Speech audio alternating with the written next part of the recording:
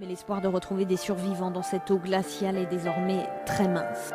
Pas une minute à perdre, la météo menace encore d'interrompre les recherches. Les deux victimes ont été formellement identifiées par leurs proches. Désormais, deux Français sont toujours portés disparus, Mylène, 23 ans, et Michael, 25 ans. Je viens pas faire chavirer les cœurs, juste relater des faits. On se doit de garder l'espoir. Eux, je ne les vois pas comme des fins. Je viens pas compter les morts du Concordia. Ne pensez pas que la croisière s'amuse. Aujourd'hui je déplore de sales attitudes. Comprends que les cadavres s'amassent. Bien sûr que ça me tient à cœur. Une larme pour Mika et Mylène. Mes paupières se ferment, car le destin voudrait me faire croire à leur mort. Par instinct, être optimiste quand les recherches optimisent. Un brin d'espoir qu'on se le dise. De cette rancœur, la haine attise. Du doigt je pointe des vies entières qui brisent. Au cœur du naufrage, je jette une bouteille à la mer. Au cœur du naufrage, je jette une bouteille à la mer. Au cœur du naufrage, j'ai comme un goût amer. Après 3 jours sur place, ils refusent de perdre espoir et lancent un appel à témoins pour retrouver leurs enfants. De BFM à iTélé en passant par le Parisien, j'aurais juré que tu ferais la une des faits divers autrement. Ton faciès sur petit écran, aujourd'hui ton attente nous met à cran.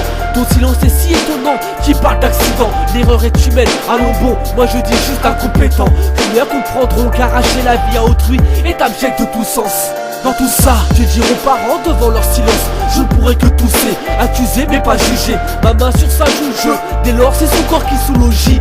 Des souffrances, guerre abrégée.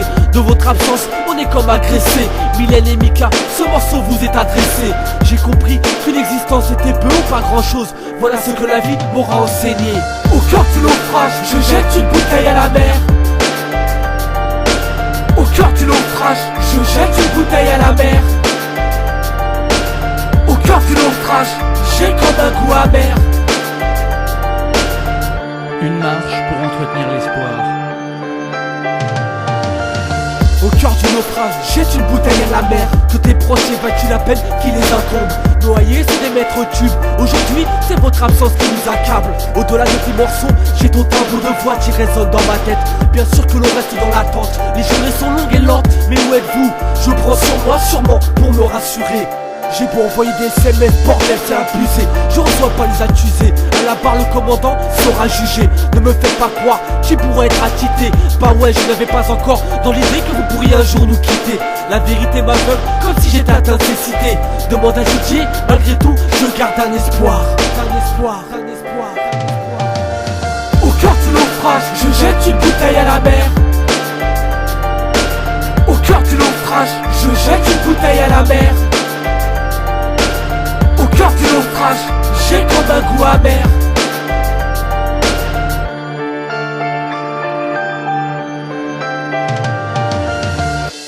Pour retrouver la trace de Mylène et Michael, les familles comptent désormais sur leur appel à témoins.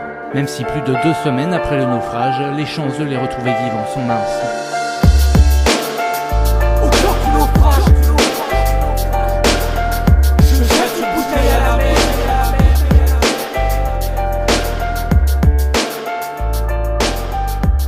Le dernier signe de vie du couple, un SMS assurant qu'ils ont enfilé des gilets de sauvetage et qu'ils s'apprêtent à monter dans les canaux. Mais depuis, plus rien.